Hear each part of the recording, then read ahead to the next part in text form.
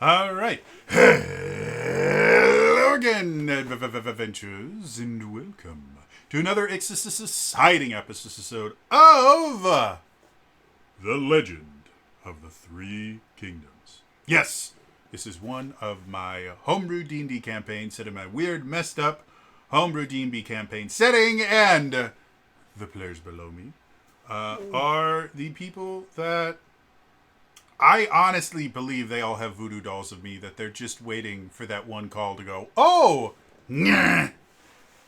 So, yeah. Hi, everybody. How's everyone doing? Finally got over. If you want to know the whole story, I made a video about it on my YouTube channel. But the past, 6 months have been a nightmare for me. The thing that was causing so many issues has finally been resolved, because the sewer people came and actually replaced the sewer that they were supposed to be. It's really complicated, and my brain doesn't make sense on a good day. So, but I'm slowly getting back to, running my D&D games on a somewhat regular basis. And, yeah, so I still haven't uploaded the last game I ran last week to my YouTube channel, because I'm still getting used to uploading things again. But overall, it's cool. I'm happy to be doing this. And I had to spend a little bit of time this morning remembering, shit, what did I do to these guys again? There was something. Oh, yeah, they're in a death jail. Yeah, that's what we're doing. So, yeah.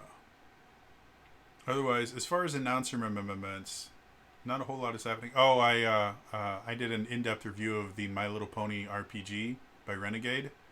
It has been massively popular, and the book itself is remarkably good. I wasn't expecting a bad book from Renegade, because they haven't really put out a bad book yet. But it is impressive how good this book is, especially for a setting that I really couldn't have cared less about before the book came out. I don't care about My Little Ponies. I never have. I now do. It's impressive. So check it out. I think they're still running the deal where if you buy the physical, you get the PDF for free. They normally do that for a week or two after it releases, and it just released, I think yesterday. It released on the 11th. And today I think is the 12th, if my brain is working the way it's supposed to. That is correct. Cool. So yeah, very, very cool. Check it out. Also, my new campaign for Zelda Universe has been going for 3 sessions. We'll be playing, I think, our 4th this Saturday. So check it out. It's fun. We've done weird things already, and it's been 3 sessions. And that's how it always works with this group. I'm just waiting for one of them to adopt a random NPC, because they always do. The last obsession was with charcoal. Oh yeah, can I find charcoal? Can I find something to write on? And I'm like, yes, fine. You find a greasy rock. I draw a mustache on myself. Congratulations. I love Alita bits, but my God, does the dishwasher have charcoal? No! Why would the dishwasher have charcoal? Also, Chax is slightly scaring me. Because her... Does a good mean girl. Her character got... I want to say a little bit of power. Was it a little bit of power? She got ultimate power and authority, and it went straight to her head. And it was very much terrifying for a brief moment, because she found out that her character belongs to some kind of secret police style organization, and she is an extremely high rank in said secret police organization, and so she can just tell people what to do, and not only will they do it, they will pretend that they never met her after doing it, and she likes that. Oh God. Yeah, it was. It doesn't help that she's also doing it with a British accent. Yeah, it was really good. She went full Empire, guys. It was great. Mm. Like I was just waiting for her to go, Lieutenant, or randomly go, your lack of faith upsets me.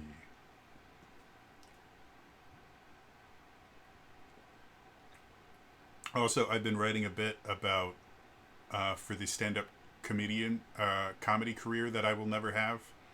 About how Lin-Manuel Miranda has broken an ancient treaty between the tenors and basses, and if he doesn't stop doing what he's doing, we will start coming for your women. Because thus far, we've been perfectly fine letting the tenors get the girls and let them think that girls find their voices irresistibly attractive. When in all actuality, yeah, girls like a tenor, but they love a bass. It's all about bass. And if you ever want proof of that, just search Jeff Castellucci reactions on YouTube. And for those of you that don't know, that is the name of the bass for Voice Play, I think is what their name is. They're an a cappella group. And he basically he looks like Matt Mercer.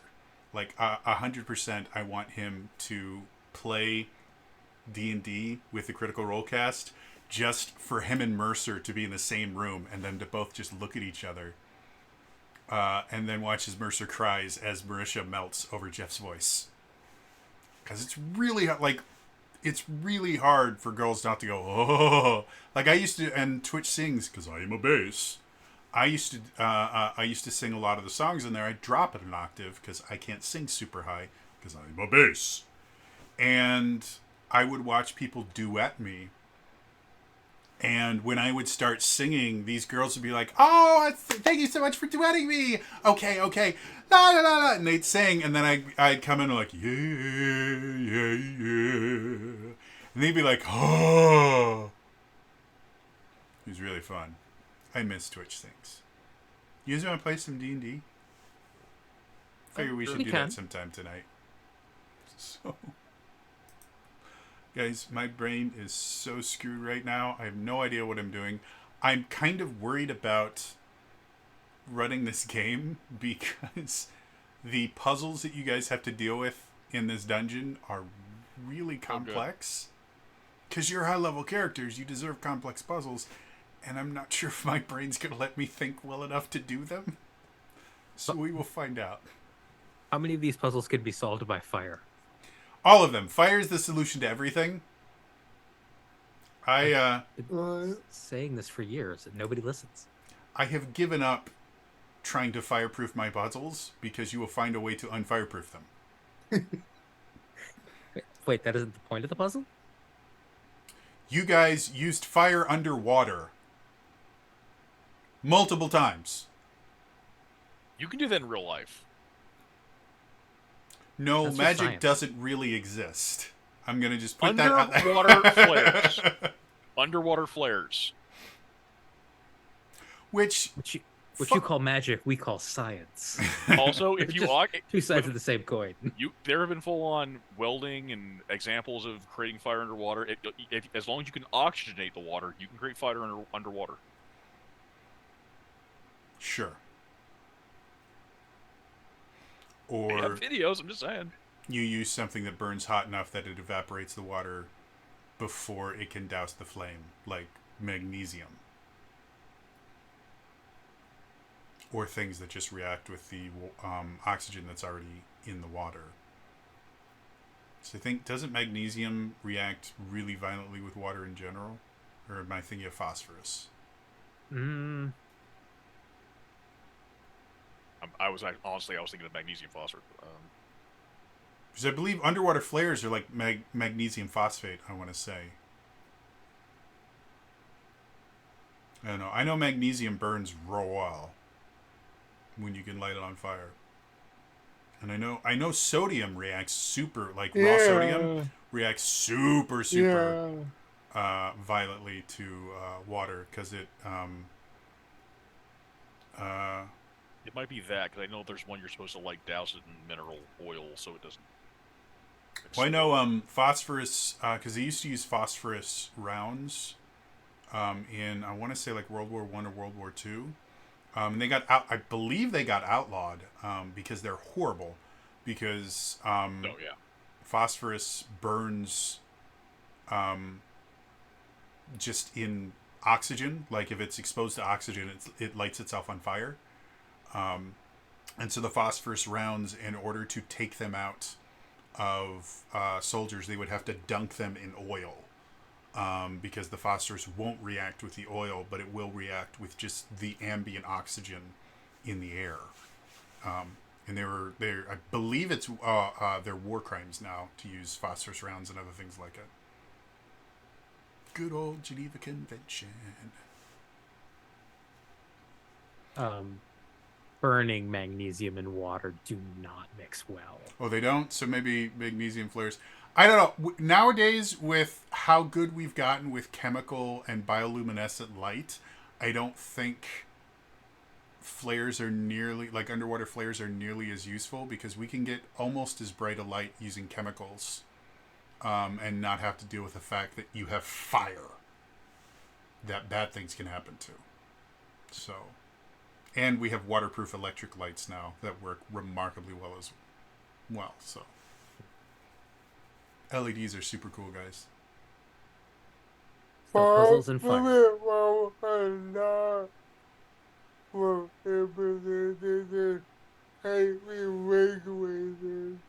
Oh, interesting. Well, tightly regulated means nothing.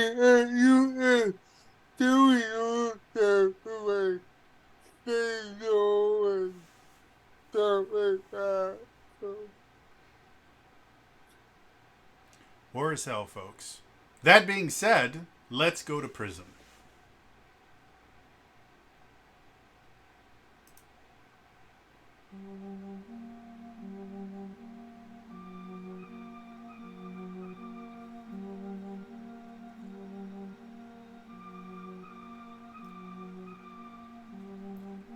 The party has entered the Demise Tower, a fortress prison meant to keep the most evil, horrible creatures in existence separated from the rest of the populace of Cruciatalia. The tower sits in the middle of an undying lake that can only be crossed using special boats. As the party came into the tower, they discovered the first barrier they had to pass was the overwhelming feeling of guilt and nothingness that infuses any creature that attempts to enter the tower. After dealing with these feelings, they entered the tower, only to find it surprisingly open. There are jail cells, but none of them seem particularly difficult to break in and out of. The stairs are not guarded. In fact, the entire time they've been here, they have seen only one guard, who has done nothing to prevent them from exploring and attempting to find allies. However, as they started ascending floors, they started finding out going up the stairs doesn't necessarily mean you are ascending to a higher floor, or even ascending to the next floor. There is some magic at work that seems to randomize where you end up when you go up or down the stairs.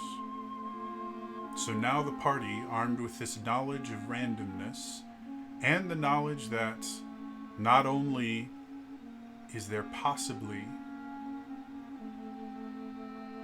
an ally against the Dark Lord here, but Vala has found indications that someone from her own past may be trapped here too.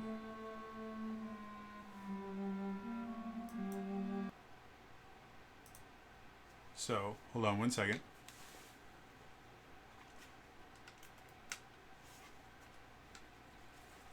My headphones are losing power. All right. Now I have them plugged in to my chair because my chair is super cool and it has a USB outlet for charging things in it. So I don't even have to plug it into my computer. I plug it into my chair. Huzzah! Huzzah! So, thus far, you guys are fucked. How would you like to spend eternity?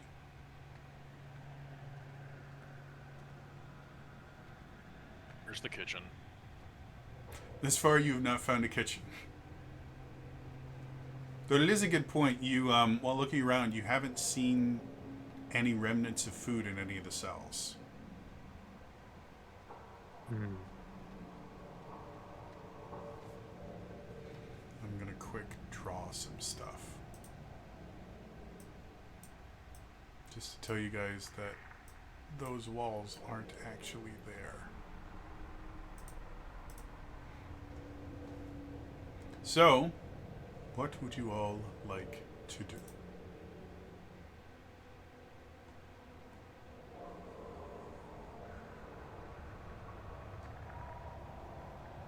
So every time we go up and down steps, we're magically transported to another floor of this place. Not necessarily up, not necessarily down. Basically. And you guys have found there are symbols on each floor that seem to be consistent on the floor. I don't know if any of you have written any of them down.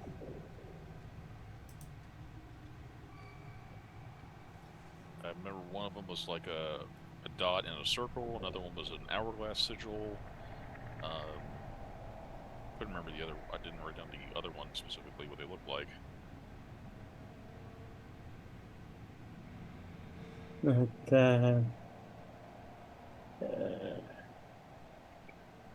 Wasn't there one that looked like a couple of chevrons?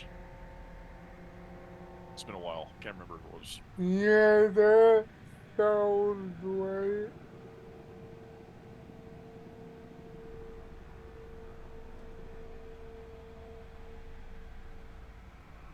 I think just for ease of use, because I don't remember which floor you guys were on, I am going to pick the floor that you are currently on. Just Well, so we point have... of order, we really don't technically know what floor we're on, so... Yeah, but I need to know which symbol I need to show you Oh. guys. So I'm going to pick a floor for you. All right, so I had the hourglass symbol was the last one I had written down. okay, so I need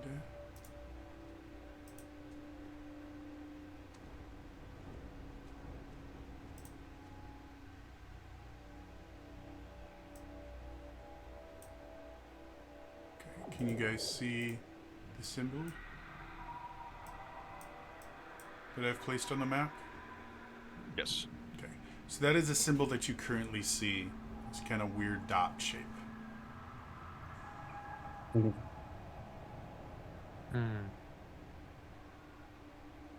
And at one point, someone went to the center, and because that kind of central platform is slightly translucent, someone was able to kind of calculate what floor you were on once.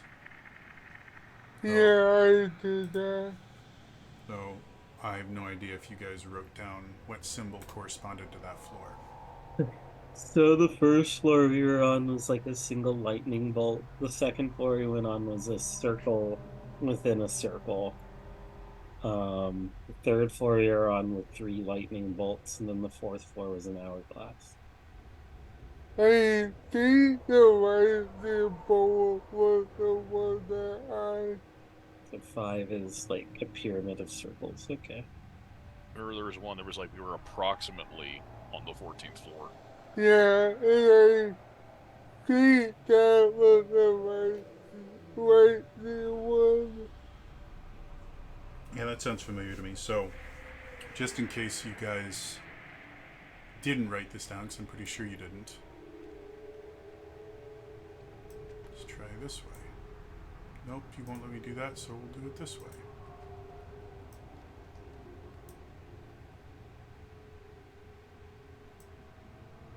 You really just not letting me?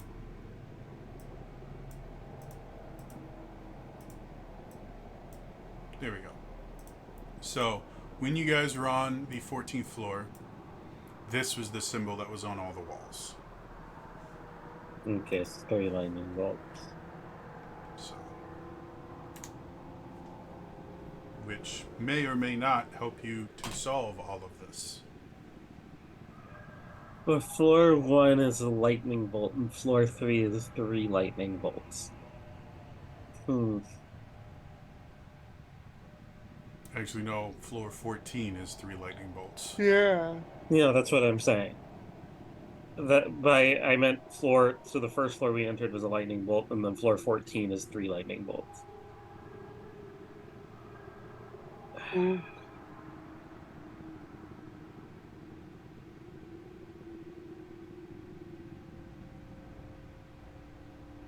No. Also, I don't think that is right either, because the first floor you guys would have entered would have looked like that. Oh, okay. So it's a lightning bolt on its side. Got it. Yeah. Now that we've seen more of these, Mm-hmm. is there any, like, do the symbols seem familiar to any kind of a writing system? Make me a. I'll let you choose history or just flat intelligence. I'm gonna go history. As a lore bard. 28. Okay, what languages do you speak? Common, Elvish, and Sylvan.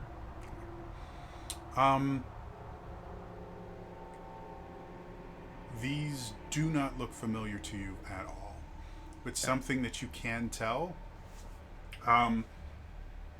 various languages that all have their own scripts, numbering systems tend to follow pretty recognizable patterns. There's generally some sort of kind of tick system built into it, and looking at these, they're most definitely not numbers, but they do seem to have some sort of relationship to a language that you've never seen.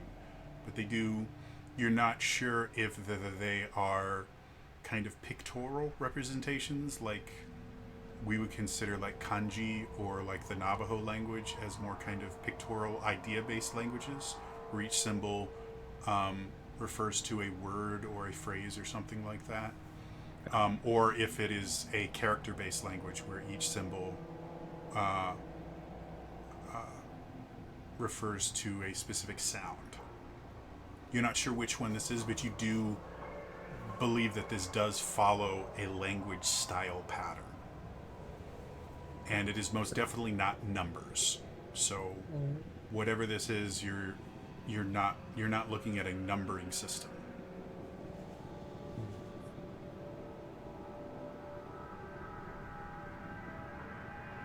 There's some kind of a logic to these, but they're not numbers.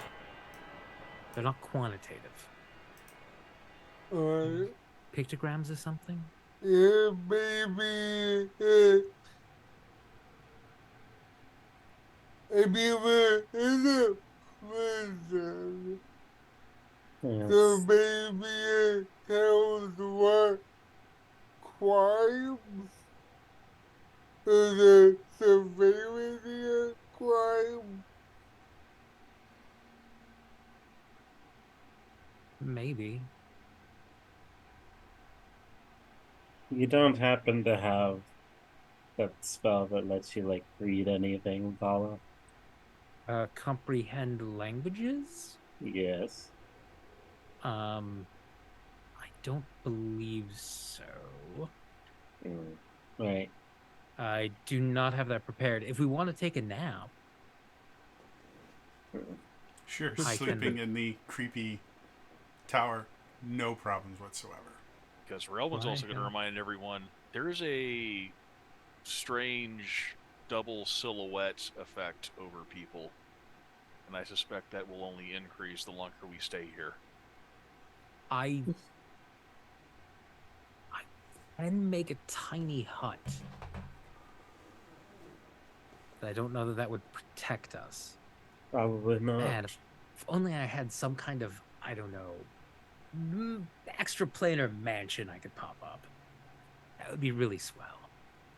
I mean, let's see.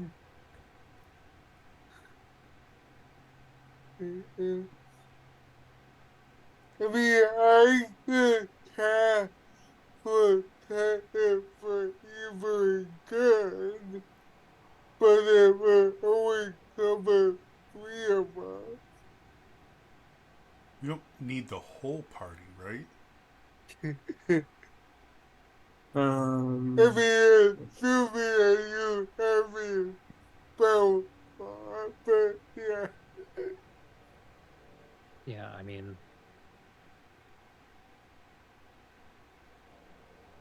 uh, Um. I mean, so does anybody have any ideas what we should do next?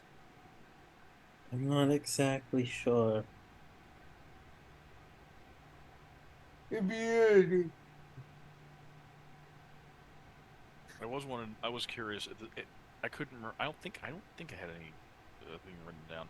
Do these symbols have anything? Because Rowan at this point is definitely noticing a parallel between our the man he once thought was supposed to be nigh to a god in this realm is now an individual, the Dark Lord, and it's related to the Dark Lady. So he's wondering: is there any relation to? Is there religious significance to the symbols? Oh, good question. Roll me a religion check. Take inspiration for that too. I was gonna say, can I see him like beginning to think and like thumb through his religious texts and like yeah. put on my study playlist? I probably would get the book out. Sure. Balthazar gave me. Are you trying to give him inspiration, bardic inspiration? I'm attempting to give him bardic inspiration. Okay. Technically, I can guidance myself. If you wanted to, you can. You also have a bardic inspiration, and you have a DM inspiration as well. So you got just about everything here, if you want. Was that a D10? D12. So, ooh, it's, When did you hit D12? I think it's a D12. Or is it? I don't. I haven't looked up bardic inspiration anything in a while. Does bardic inspiration go from my level or just my bardic level? Your bard level. Bard level. Okay, because I think one time, I think I thought you said something differently. So, in that case, it is a D10. Yeah, it's based entirely on your bard level. So. Okay. let's get that. 13 plus 14. That's the D10. That's 14. 14, 15, 16, 17. 17 plus 8, 25. Okay, so looking over the script itself, probably the first thing that you notice about it is not so much something from the language itself, but something from you personally. As you're looking over the symbol and you're kind of going back over the symbols that you guys have encountered before, you start feeling incredibly uneasy. And just as an aid to memory, you jot down a couple of the symbols in the margins of your book, just real lightly, just so you can kind of compare them. And as you write them in, you start smelling something that's extremely faint, and you're trying to figure out exactly what it is, and it takes you probably close to a minute to figure out. You're smelling smoke. You're smelling something burning. And as you look, where you have drawn these symbols in your prayer book, the pages are starting to blacken as if they are burning. And as you do that, you finally kind of make the connection. Whatever language this is, it is effectively a forbidden language. The Dark Lady herself does not like this language, will not allow it to be associated with her text, which is why it's literally being burnt out of your book. Just as a point of reference, Rowan does know Celestial, Common, and Infernal. I don't know if that Yep, matters or not. and none of those are this particular language, but you do think Infernal would probably have the same effect if you were to write it in your book. You've never done that before, but it would make sense that the Dark Lady would not want Infernal associated with her holy to the text. And also, you are relatively certain that this is not Infernal.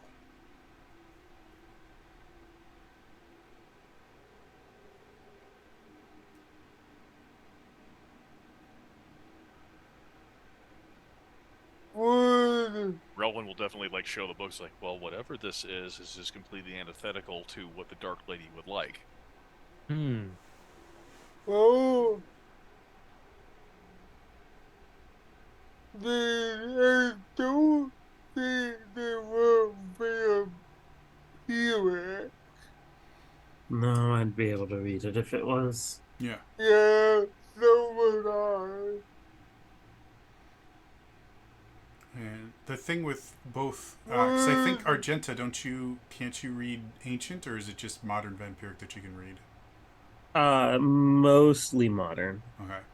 The thing with Vampiric in general that I'm totally stealing from an actual language, the script itself is very flowing and beautiful. Like, the language itself is designed to be very pleasant to the ears. Compared to something like, especially like Sylvan, where it is a very pretty language, but it is a kind of side effect of just the language itself is pretty.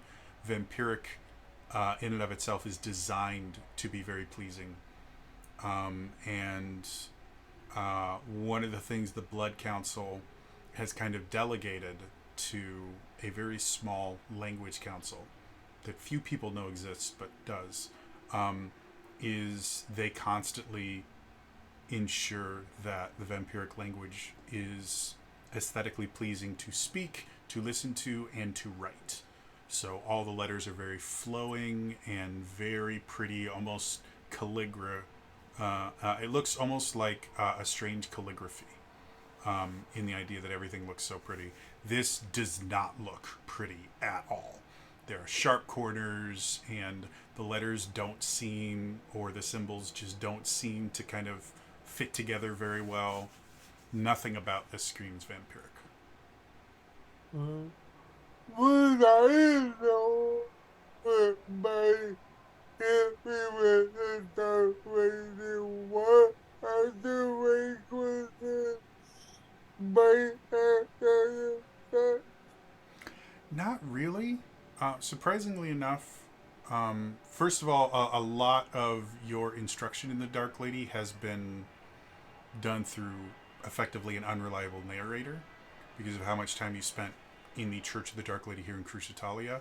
And another thing is they've never mentioned her distaste of Infernal or anything like that.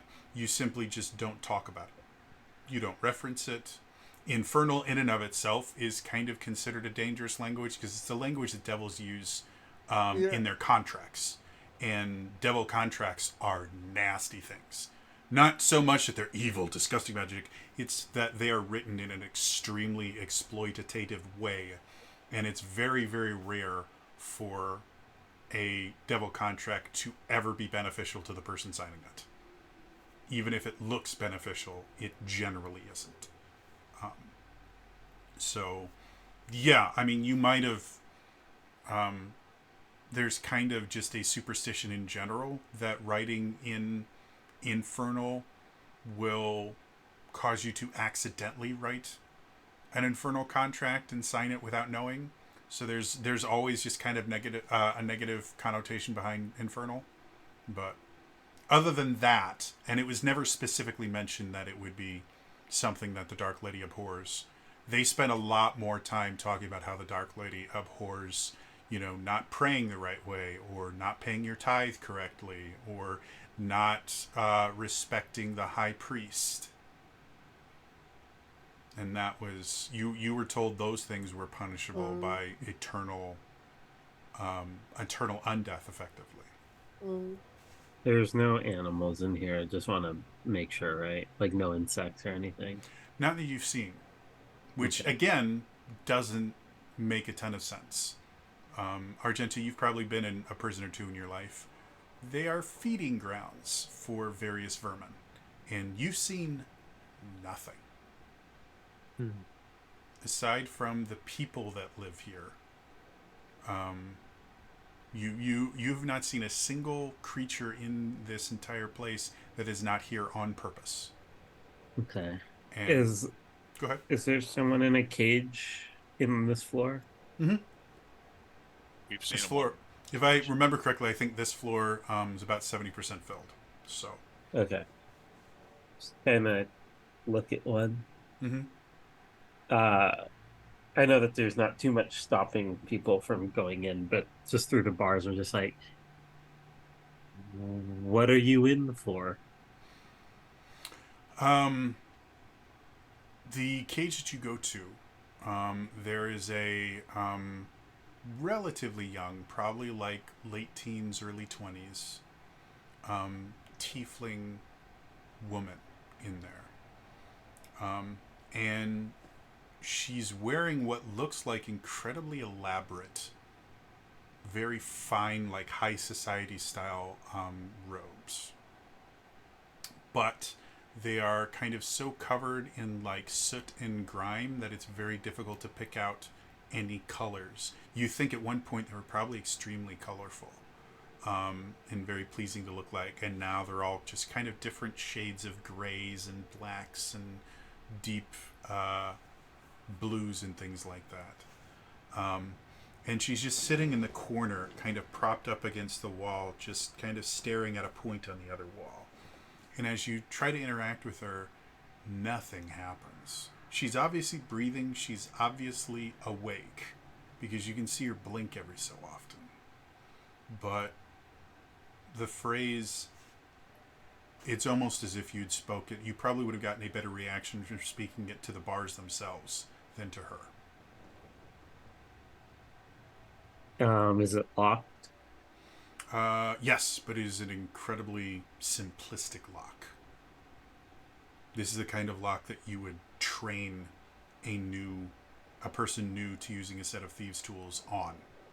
It's your kind of basic where you have the keyhole that goes all the way through, and it basically has a single thing that when you put the key in, it will click it open, and that's it. Extremely simple, very easy to pick lock. Lillian, can you unlock this one? Yeah. No roll required. Again, it's so basic. Simply just going up to it. You can do it in your sleep. You could probably pick this with a knife if you really needed to. If the blade was thin enough, you could. And so yeah, you hear the click, and the door kind of opens a little bit. I'll step in. Okay. As you do, her body doesn't move, but her eyes kind of go up and look at you and then return to the spot on the wall. You can see just the tiniest bit of movement of her head to kind of acknowledge that you're there, and then she goes to the wall. You said she was a tiefling? Yes. All right, so Argenta kind of squats down in an infernal. She says, what are you in for?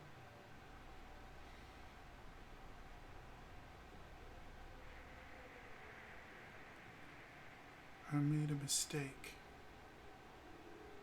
What kind of mistake?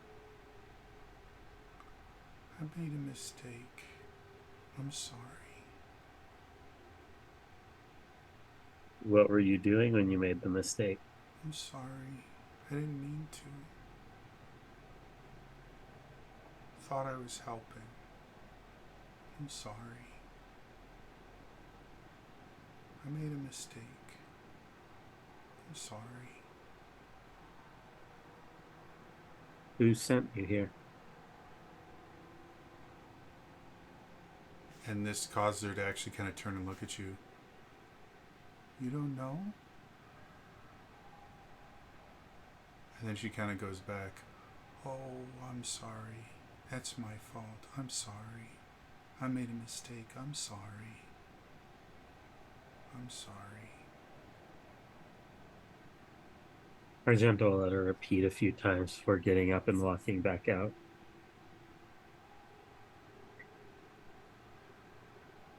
She made a mistake, but then she started cycling a bit. It's the most I could get out of her. She's very sorry, and she made a mistake, and she didn't mean to. I have two ideas. They are bad and worse. What's bad? I could try to use detect thoughts to see if I can probe her mind. And what's worse? I could pretend to be the Dark Lord and forgive her. What do you think that will serve? I don't know. If I use detect thoughts, I can maybe get an idea of what she's done. But if her mind is a prison, I'm fairly certain it is, then I will be entering said prison. And as far as pretending to be the Dark Lord, I just think that would be funny. You think it'd be funny to potentially send her spiraling with the man who is tantamount a wrathful god in our world? Pretending to be gods is funny. Most definitely. I said it. I did say it was a worse idea. Well, this place overall, we've established we remember when we came in here, we were convinced, this place tried to convince us that we deserved to be here. Yes, and give up her things. Right. Maybe by telling her she's forgiven, she would believe that. And maybe that would break this place's hold on her for just a moment. I don't know. Our friend Commander, who's very good at breaking things, throwing a wrench into how this entire plane of existence works. In this instance, I'm more concerned that we will do more harm to her than anything else. Yeah.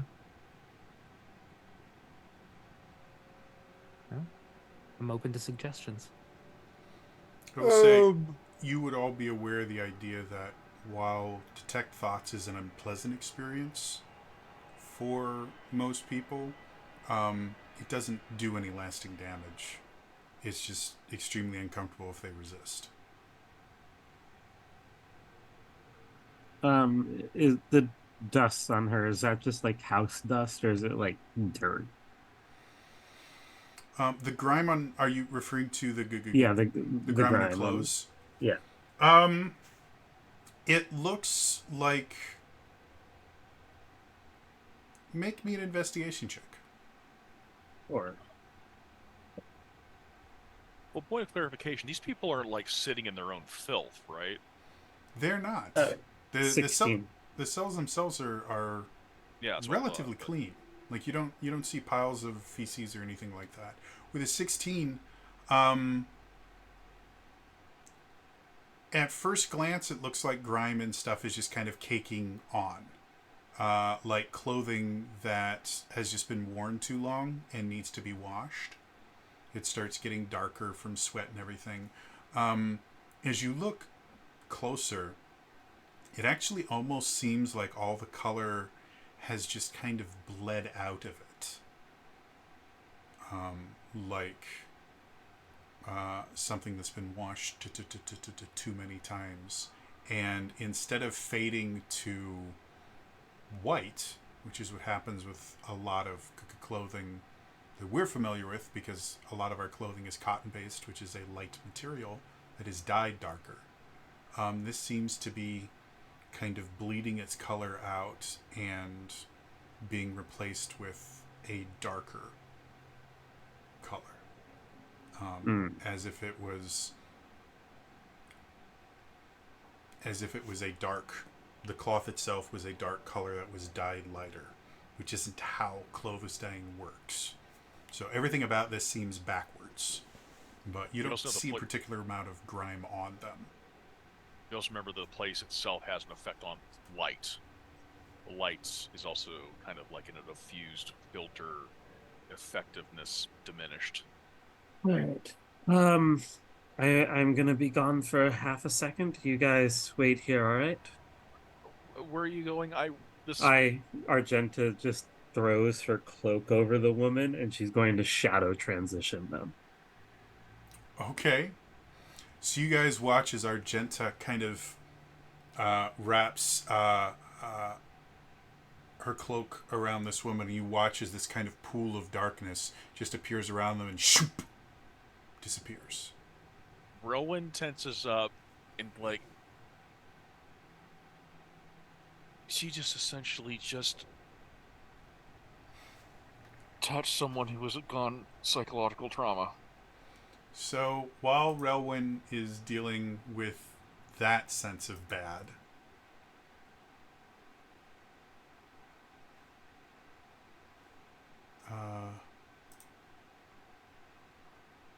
Argenta, you look around, you are in a space composed of solid darkness. There's enough light to see everything within this 30 by 30 foot square or cube. But other than that, the walls seem to be made of solidified shadows. You are on one side. On the opposite side is the woman. No longer able to prop herself up against a wall, she's kind of lying on the ground. You watch her blink a bit, look around while on the ground. She seems extremely confused, starts to kind of prop herself up on her elbows. And as she tries to sit up, you can see she seems to be incredibly weak. And even the act of sitting up seems to be a huge struggle for her, which surprises, like you can see kind of the shock and confusion in her face of doing something so common and simple being that hard. Don't try and move. You've been away for a long time. And she'll pull out like a ration and just hand her one of the jerky pieces. Nibble on that while we talk. As soon as you speak to her, she kind of jumps, and you can see this instant fear in her face. And you notice while you're in this realm, you do have this kind of like shadowy aura around you that looks very menacing. But as you kind of hold out the food to her, she looks at it and looks at you, looks at the food again, and she goes, "Can you... I need to sit up. Can you help me?"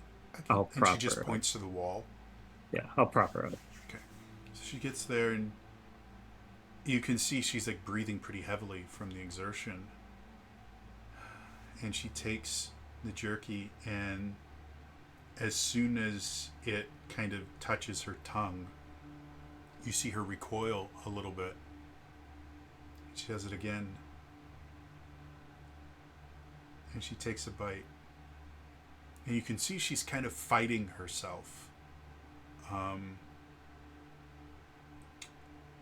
and it takes you a couple seconds to kind of process. Um, Jerky and preserved meats in general are preserved by using salt, which is a Yeah. very strong flavor. And it seems that she's just not used to such a strong flavor. I'll also like hand her the water skin that I have, and I'll just be like, while you eat though, I need um you to answer some questions. You were sent to Demise Tower, yes? What? No, no. Is this Demise Tower? Not here. Oh no. It wasn't supposed to be this way. Oh no. What happened? How did I get here?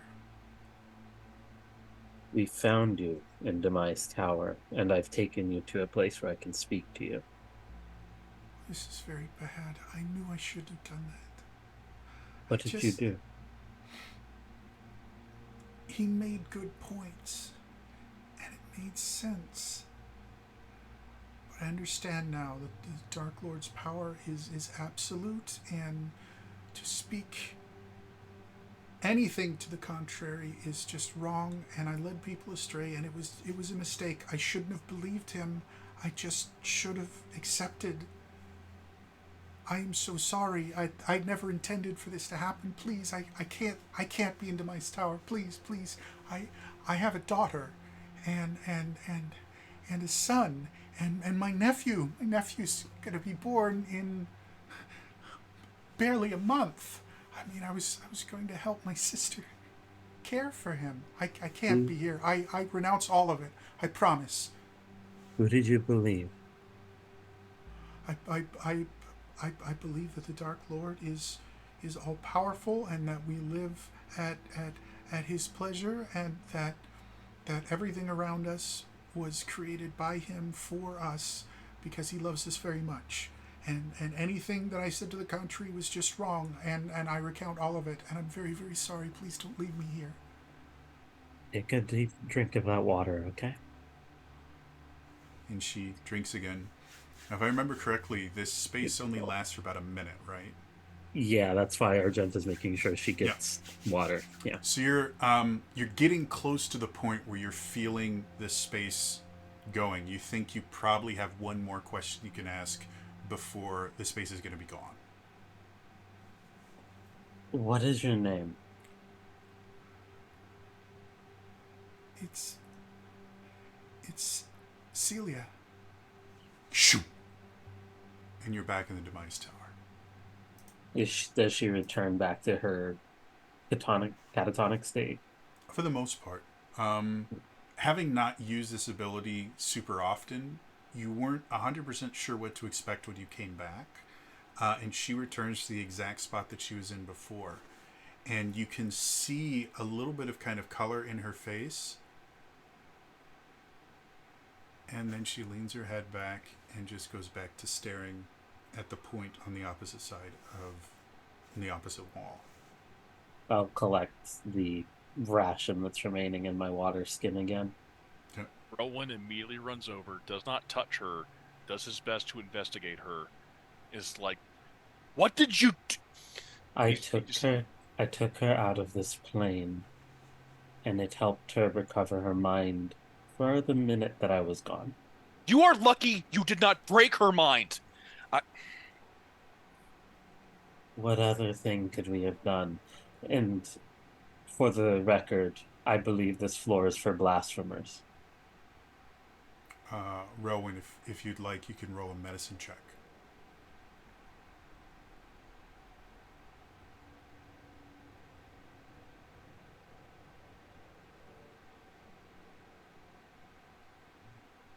It's 9, 18. 18. So, living where you did, you have seen people in a state of shock before. And you know just how dangerous it can be to take someone in a state of shock and make them deal with a situation that they're not ready to deal with. Looking over this person, a casual glance would make you think, well, obviously she's in a state of shock. But having dealt with that pretty repeatedly because of the monster that lived outside the town that you grew up in, shock was a pretty common thing to deal with. And you actually became really good at very carefully getting people out of a state of shock to a point where they could take care of themselves and kind of move on. This isn't shock. Her mind is mostly gone. And not in a mental deterioration thing like you might see with dementia or something like that, where you just start to lose your ability to lose your mind. No, it almost seems as if the body's connection to its own thought process is slowly being kind of taken away. This is Rowan's remembering the silhouette of the faint, undeaf silhouette description you gave. And it's very obvious that this is a magical effect. This is not something to do with the rigors of time or the effect of kind of psychological trauma on a mind. This is an intentional magical effect designed to separate someone's kind of higher consciousness from their physical body. She wasn't even aware she was in Demise Tower.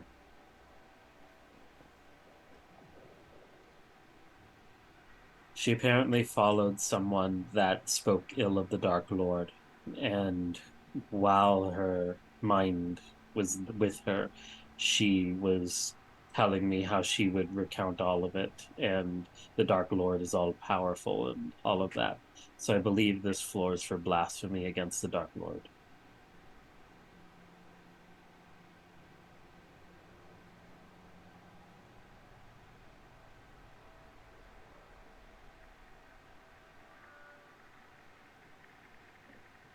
Can I tell all the visitors was at the same bar, or is it all relative to the what it has with everything else? Just so I understand a little better, are you talking about, are they all kind of like the same state of kind of degradation, or? No, they're all what it Oh, are they all has. looking at the same spot? No. Different prisoners have different things that they focus on. Some of the prisoners you guys have seen are a little bit more lively, where they'll be doing some sort of repetitive task. Something like maybe, rubbing their hands or cleaning a spot on the floor or something. Other ones will be much more like this one, when they're in a much more kind of catatonic state. And some of them will pick a spot on the wall. Some of them, their eyes will just not focus at all, and you can see like their pupils are dilated and things. So you haven't really noticed a pattern of what the various people are doing here. But the quote-unquote liveliest ones you have seen thus far have been doing very small, repetitive tasks. And just so you know, Rowan, her name is Celia. Rowan is just fucking staring daggers at you right now. He walks out of the cell. Wants to touch, but there's really nothing else he can really do, and he leaves the cell. Vala will follow Relwyn. And just kind of, maybe kind of try to reach out and put a hand on his shoulder, I think reflexively, and then yes, like, not and then on like you. stop when she feels the heat coming off of him, and be like, okay, I think it would be just reflexively, not necessarily indicative of you, but like just how he lived and grew up. I think it would have been a very reflexive jerk away. Rowan, you need to put an end to this. All of this. This place is going to. It's what's happening to these prisoners is will happen to us if we don't figure a way out of this. If we can break this place, I will happily do that. And we're going to Argenta, try to do it without hurting anyone else. while this conversation's going on, Argenta, make me an intelligence saving throw. This isn't versus a charm, right? No. 20. 20. As you watch Rowan walk away and you kind of glance at Celia, for a brief moment, your eyesight is just kind of stuck on one of the stones that make up the wall. And for nothing that you can really explain, you just kind of seem drawn to that particular stone, and your eyes rest on it a little bit longer than you think you should have. And for just a brief moment, your entire world is kind of encapsulated in that stone. You don't know why it's not particularly interesting or anything, but you just kind of stop and stare at it for a little bit. And then it's over, and you're completely fine. Is that blinked a few times. okay? I think the tower's affecting us now.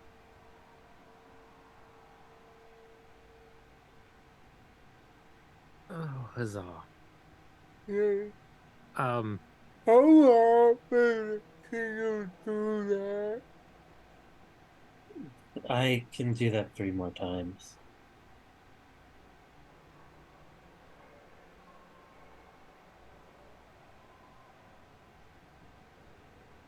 so I mean, do we want to try 3 more levels?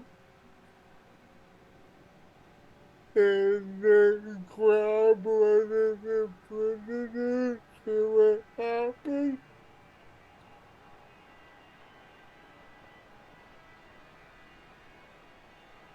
Did we I'm, get bored of this? I'm not exactly sure. I mean, she didn't know much. I just wanted to know why she was brought here, and I deduced that enough. Um,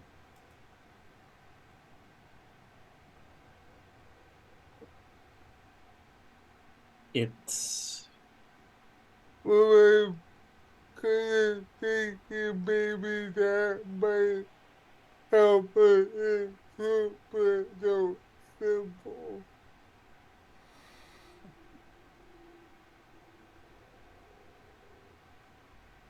I don't know, unless we can bring them out of the tower somehow, like how that temporarily did. It's Yeah, it's difficult. I mean, do you think you and I could somehow present the Imperial plane with that? I can't go into the ethereal for very long, and I can only bring myself. Or,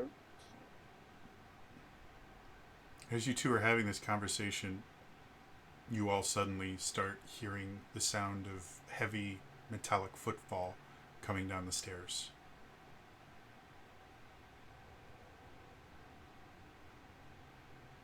Let's do it. Hello again, Warden.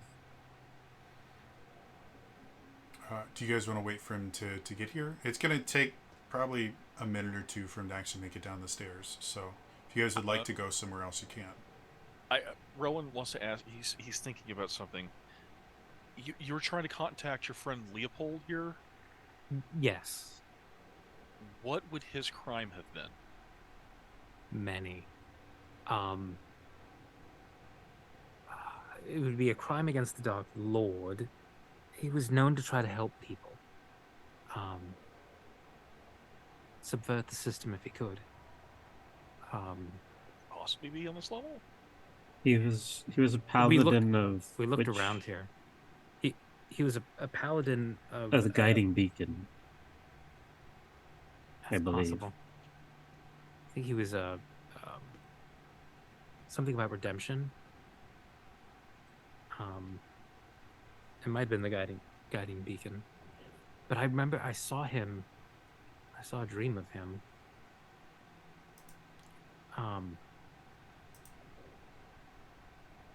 I don't know for sure, but I think he's definitely I think he's definitely here, and he's definitely in one of those in that state.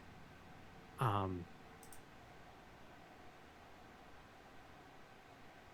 to wait But- for the warden?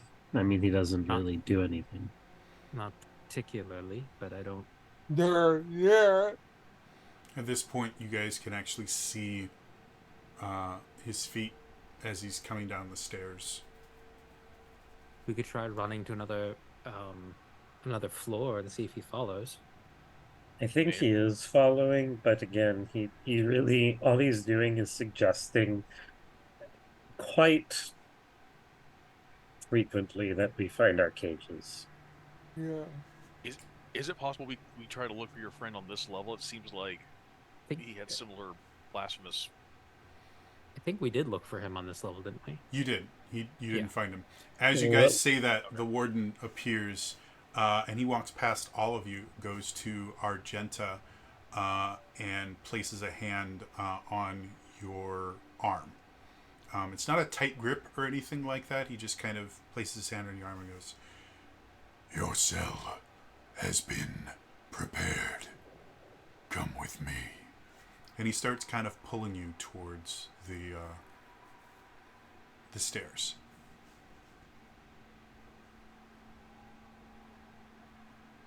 I mean, she's not going to let him pull her. Okay. Was it a crime? That is not for you to know. Turns back to Argenta. You are causing trouble. Come to your cell before further action is required. It was merely visiting with an old acquaintance. Visiting is forbidden. Come with me. And now That's an OSHA takes, violation. he takes a harder kind of grip on your arm and starts pulling you a little bit more forcefully. She'll shift into the ethereal. As you do that, the grip doesn't lessen. And as you shift in the ethereal, he's there as well. Your tricks have no purpose here. Come to your cell. Okay, then she'll try and physically break out of his hold. Not an incredibly difficult thing to do. Again, the grip is hard enough that you actually have to attempt to break the grip. But once you actually put any sort of force into it, breaks it off. As you look around in the ethereal plane, have you guys shifted to the ethereal plane before in here? Or is this your first time? No, because I can only use this ability once a day, so she'll look around. So looking around, you can see the walls and the tower itself seem to exist simultaneously in the ethereal plane as they do. Either that or there is a second Demise tower in the ethereal plane that takes up the exact same space. So looking around, you can see an ethereal version of the tower where you theoretically could walk through the walls of the regular tower, but you will run into the ethereal walls blocking you here. After 6 seconds, she comes back. And you can... It takes an additional couple seconds for the warden to appear again. Do not resist me. There is no escape from the tower. Mm-hmm. The more you resist, the worse it will be. I will return when you are more. Celia, by the Liable. way, recounts all of her crimes and apologizes profusely to the Dark Lord. That is irrelevant. He turns around, walks up the stairs. By the way, the tower exists on the ethereal. Alright. Fascinating. I may have more bad ideas. Give me a second. And Vala is gonna walk to one of the broom closets Okay. and want to poke my head out the window. Okay. And how smooth is the outside wall?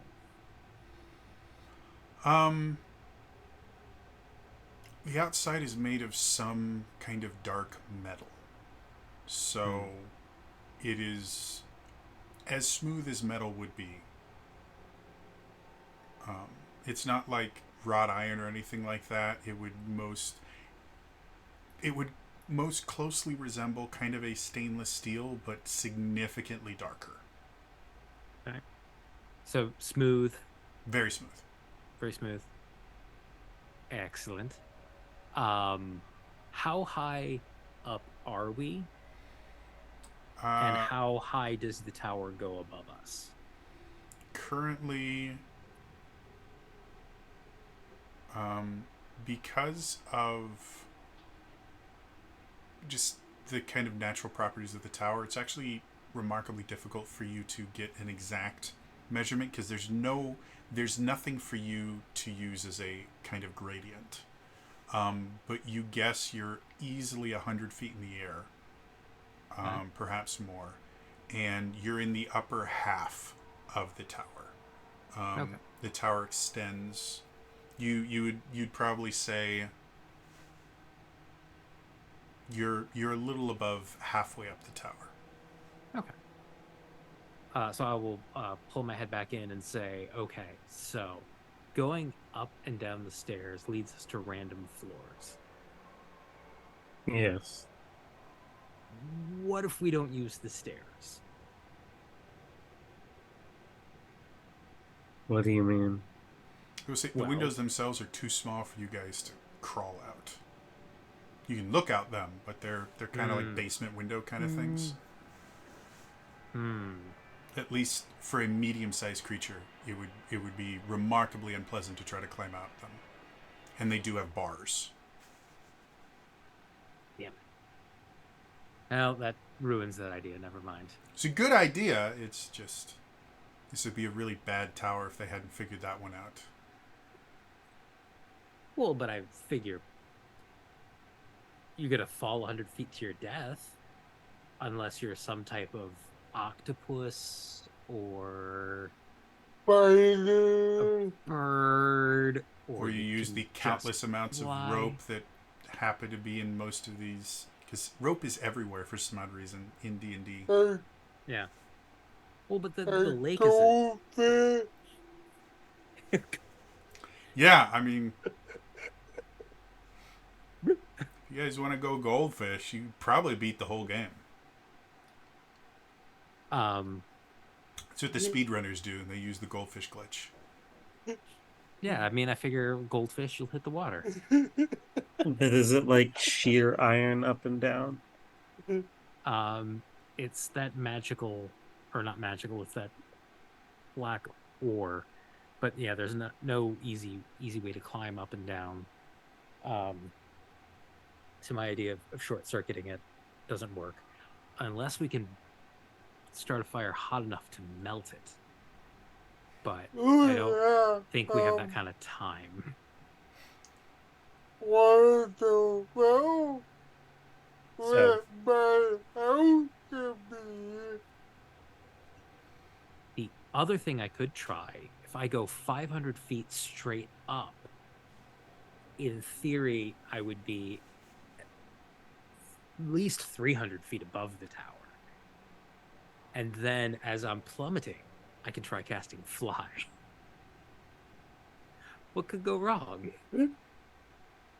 I see no problem with this idea. Rowan just looks at you for a long second. How have you all survived this long? Most of us haven't. Yeah.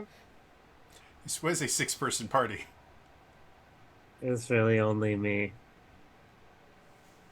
But Technically hey, at least 7, because you guys had an extra character for a little while. I'm just vocalizing ideas at this point. Not saying any of them are good ideas, or that we should try any of them. I'm simply trying to give options. This is brainstorming, man. There's no such thing as a bad idea.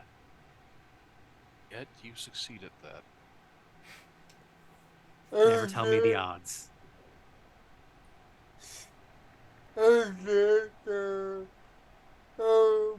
Before the moment came down,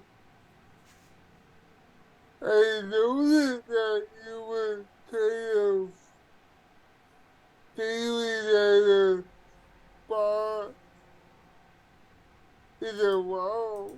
Did it seem particularly special to you at all? It's just a brick on the wall, but it was drawing my eye, and I kind of stared at it for a second until I broke the trance. I think it's just an effect of the tower.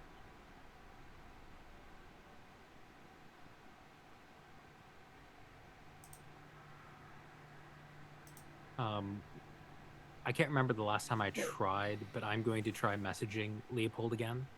Okay. And the message I'm going to send him is, I just want you to know, no matter what happens, I forgive you, and I'm sorry. Again, it seems like the spell works. The message is received. No reply. Well,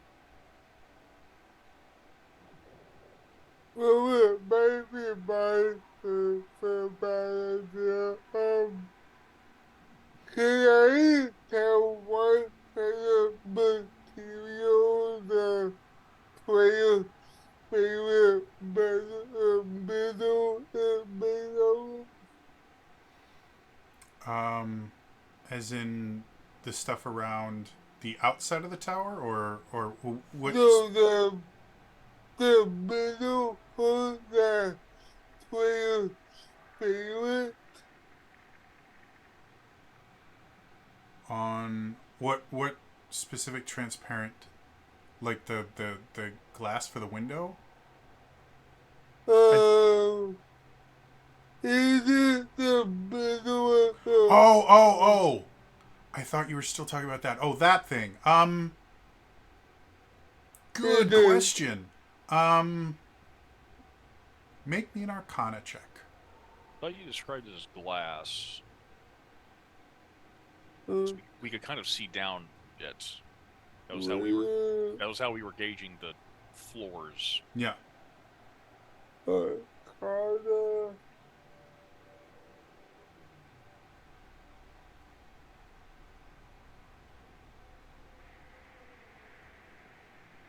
That would only be a 10. 10. To be perfectly honest, you're not sure. It looks like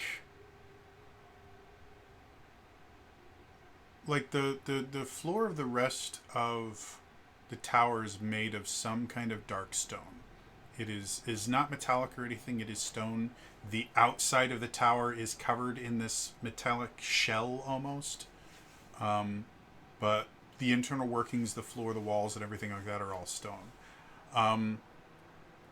The platform in the middle seems somewhat metallic, but also translucent.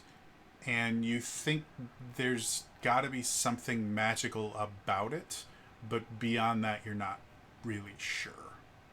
Mm-hmm. But it does have kind of a metallic look to it, other than the fact that you've never seen a translucent metal. Yeah. Can I get to it like The bars are that block in it?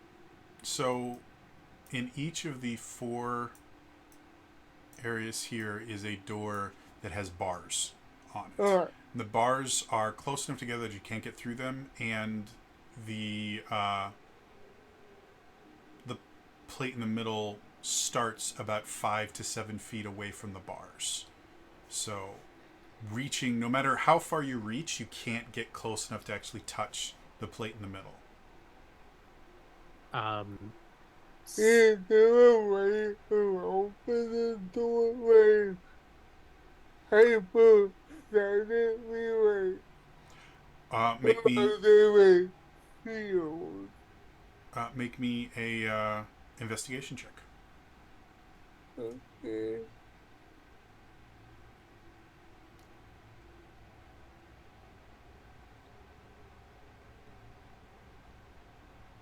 14. So looking at the bars themselves, especially comparing them to like the bars of the cells, the way that generally bars will work is twofold. One, you have a metal frame, the bars are attached to the frame. That's how most, and then the frame itself is adhered to the floor and the walls somehow. Whether you're bolting it down, whether you're, that's how a lot of jail cells work in general. Um, Another way you can do it is to actually kind of put them into like drill holes into the floor, the ceiling, and fit the bars in that way. Depending on how deep you drill them, it can make for a pretty decent thing, but it also relies on the material you're drilling into to be solid enough that it's not going to break with too much stuff. Significantly less common, but can happen. These in particular, you can see they're not attached to a frame or anything like that. You can see they actually go down, and if you look close enough, you can see they go down far. And they seem to be not connected to the stonework around them at all. So if you had to theorize as to how they open, you would assume the bars themselves would have to actually move. As far as how to make them do that, you don't see anything around that would indicate it causes the bars to move, but you think it's the bars that actually open. And they do so by moving within the tower itself. I would like to put my hands on the bars. Mm-hmm. And do I feel anything? Do these bars seem hollow? I'm thinking back to the Dark Lord's blood tubes. Yeah. These are most definitely solid. Okay. As far as you can tell. And they have almost no give to them. So they're not like rattling around in loose fittings or anything. They're really solid. You also, you pull up and down a little bit on them. They don't move. Or shift or anything like that. Jody, Mm-hmm. the walls are made of stone, Yes. and the words that we keep seeing on the wall, are they engraved in the stone, or are they like painted on? They're engraved. They're cut into it. They're cut into the stone. Mm-hmm. Guys, I have a stupid idea. I might have a stupider idea, but what's yours? Is there like a central is there like a biggest one of these words, Jody, or are they all the same size? Um, they're all roughly this is the same size. Okay, so there's nothing that's drawing the eye as a special version of them. No, and they are the way that they're cut into the stone is very exact, almost to the point of being like a stamp with how Okay. accurate they are. Well, it's kind of like, I don't know if it's magical. I could be pissing on the arcane ignition. I love that that's a phrase we use now. I Yeah. love this idea. Should I do it? Do it. Wait, you're not gonna. Well, no. Argenta will move within like 30 feet of the wall, Jody. Mm-hmm. She'll hold out her hand and cast Mold Earth and change one of the engravings to say freedom and vampiric. Interesting. Ooh. So as you start to cast the spell, you see the wall nearest you glow, and an arcane sigil triggers, and you instantly feel the spell just fizzle into nothingness. Warded makes sense. Vala, hang on, I need to double check. Oh,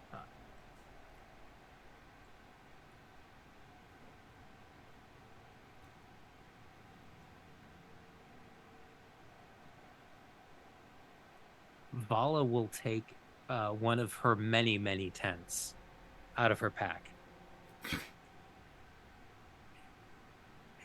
and start shoving that through the bars.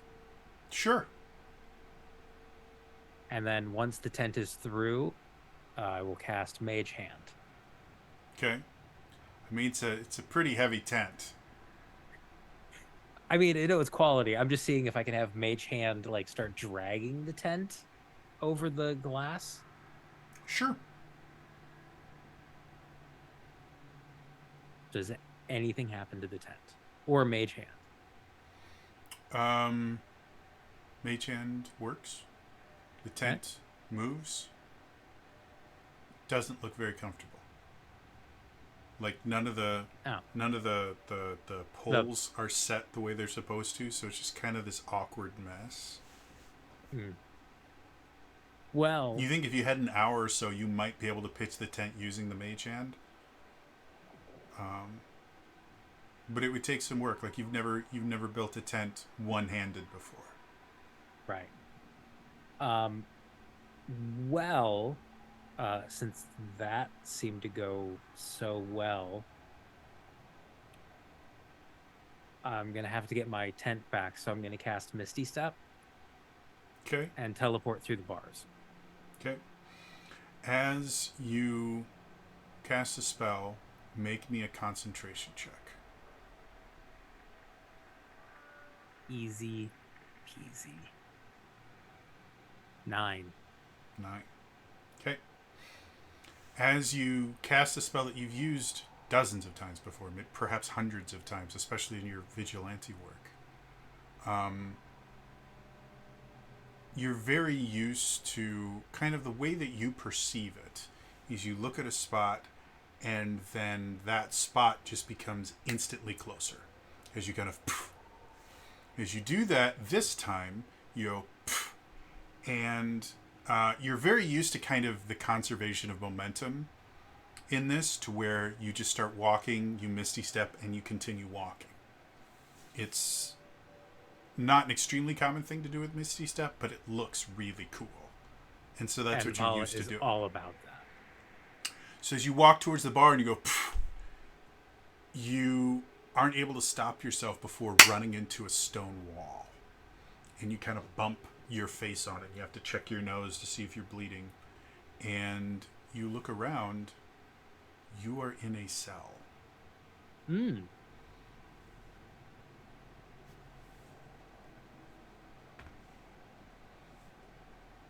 Well, shit. And if you look outside to the hall,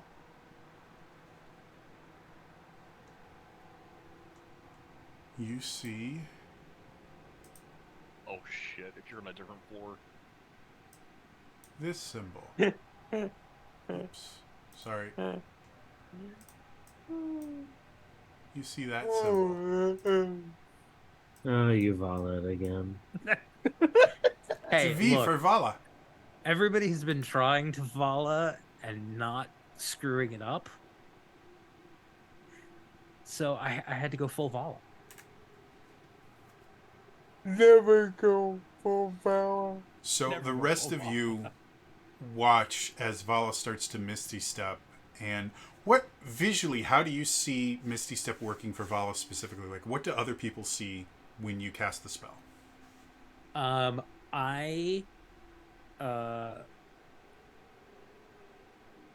thinking there's like a little bit of a flash of light. Okay.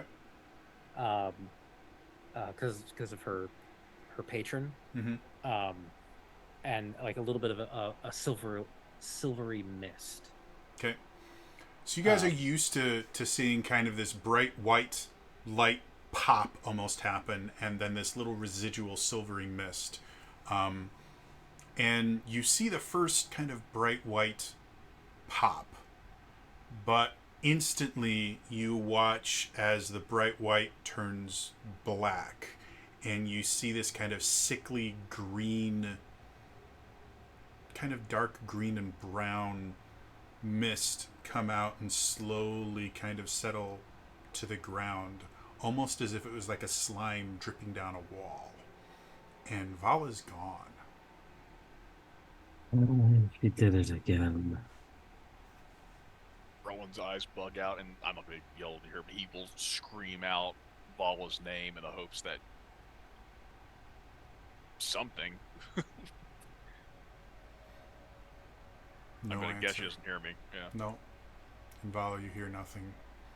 The cage that you're, the cell that you're in, the door is locked. I will attempt to send a message to Argenta. Okay. What's the range again on message? Is it 60 feet or 100 feet? 120 feet. 120. Okay, yeah, no problem then. What do you say? So I'm in a cell, and I think I'm on a different floor. The symbol here is a V with antlers. No, horns. Shit. You can reply to this message. So, Argenta, you get that You message. You volleyed again. Fantastic. Okay. She just messaged me that she is in a cell and the symbol of the floor she's on is a V with antlers. Okay. I don't know, other than marking what maybe the crime is. I don't know what the floor symbols do. I'm not sure how to transverse this place intelligently. This is quite confusing. I mean, what do you think would happen if we try to break whatever it is in the middle? I mean, you'd have to get to it first. Yeah. I mean, I have a theory of how I could do that, but I mean, if teleporting is going to get you into a cell, I can't get over there. Um, well, what I mean, one my alchemy can't have anything that I can use to make an option. Um, Good question. In general, the alchemy kit itself is the tools. Right. You wouldn't have The too many like chemical. chemicals that you could carry with you Right. just because you have an alchemy kit. With what you do have on you that I'm aware of, I can't think of anything you have on you that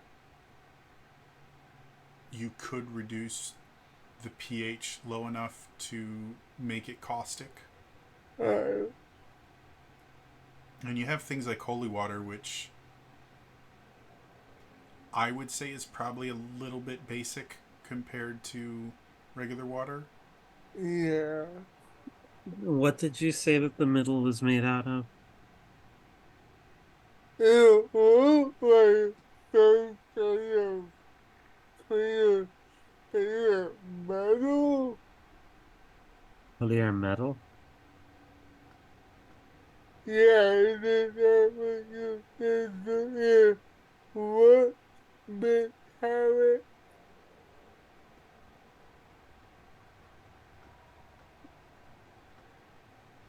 I mean, Mm, I couldn't really tell, but it definitely seems metallic.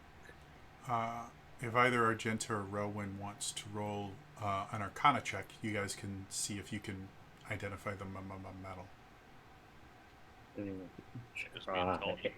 Just be intelligence for me.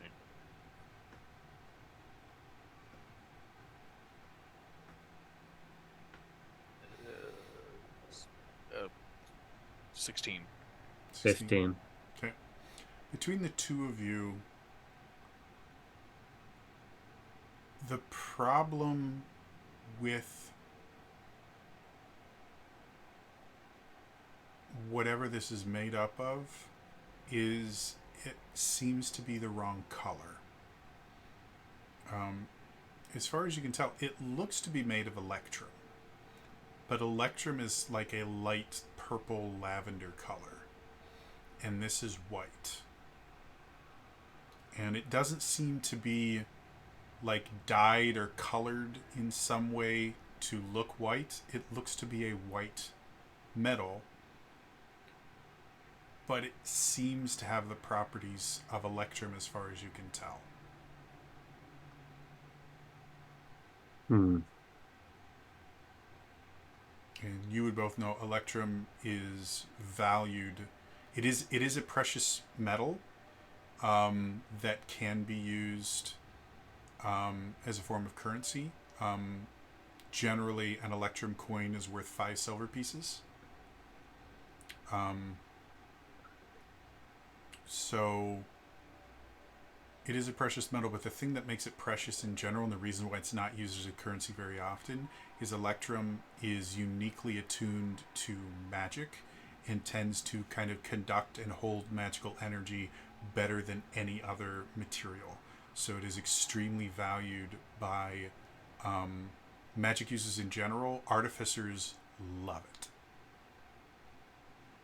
This one weird trick will annoy, or this one weird trick that artificers don't want you to know. But yeah, so the value of electrum comes mostly not just from how rare it is to find it, like other precious metals, but from the fact that it's highly conductive of magic. Hmm. Can you make magic go away, Rowan? I can try to spell magic, but I'm willing to bet it's so high. Unless it's No, I mean the wall also nope. apparently counterspelled my cantrip, which is weird.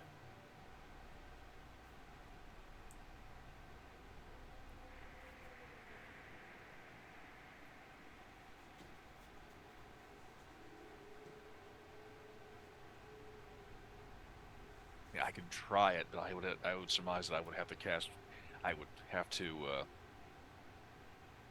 either hope that our luck is with us and I can focus incredibly well, or I can try one of my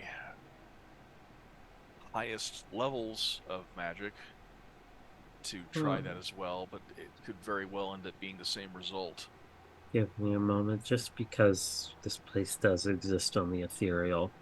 Argenta will she'll keep her eyes open this time as they kind of glow different colors, Jody, and she's gonna use portal sense. And that specifically, remind me how that ability works. Features and traits.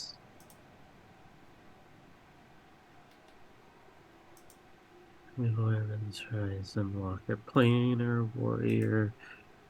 Where is it? Detect portal. There we go.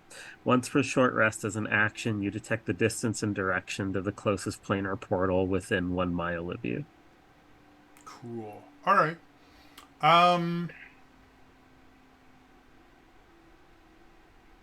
There's a really good question.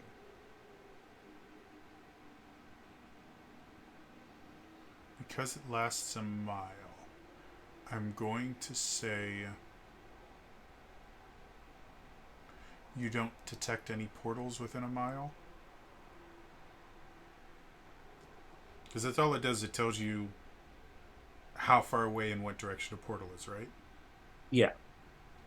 Yeah, as far as you can tell, there's no portals to a different plane within 1 mile. So there's no direct connection to the ethereal here. Yeah, specifically, like the ethereal plane sits right on top of the prime material plane. What detect portal does is if there was kind of a solidified portal that connects specifically to the ethereal plane, you would be able to sense it. Yeah, that's all I wanted to know. Yeah, there's nothing that specifically connects to the ethereal plane that you can tell. I would say, with your knowledge of planes and stuff like that, and the fact that you saw the ethereal version of this tower,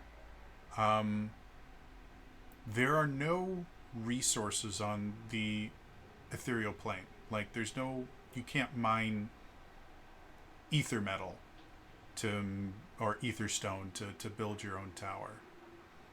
So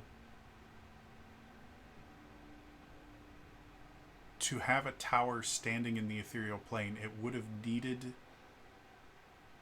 to exist in the prime material plane first, and then be permanently shifted to the ethereal plane. Okay.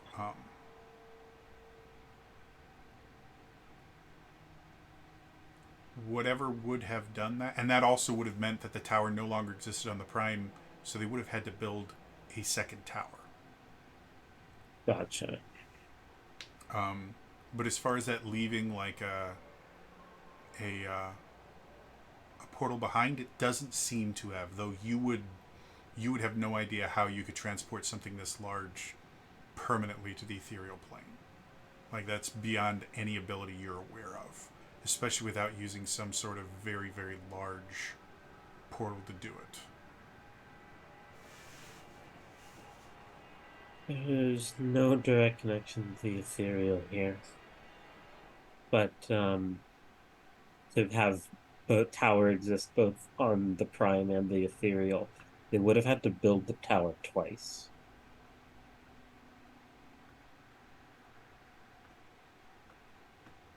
Okay.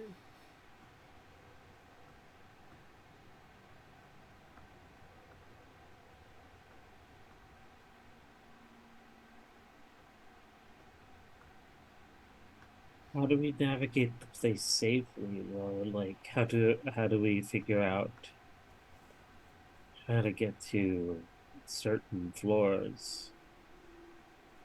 Surely it has to be something with intent or activation.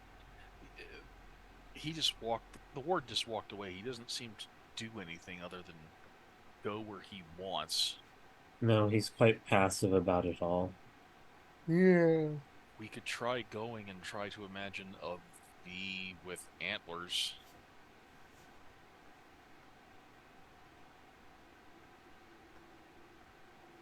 Need to all make sure we all go together, or else we're getting further split Yeah. up. I mean, that would, I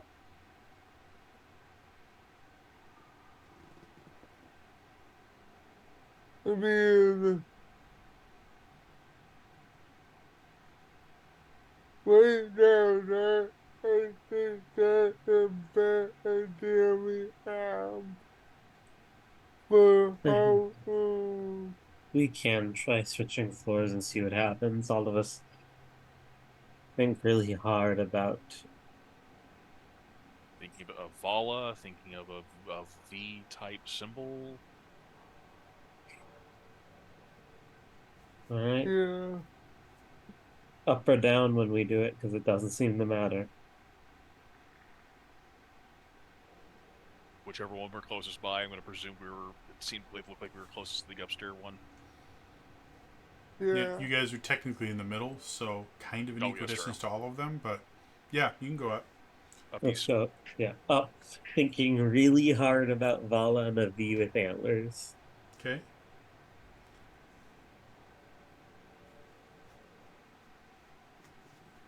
Okay.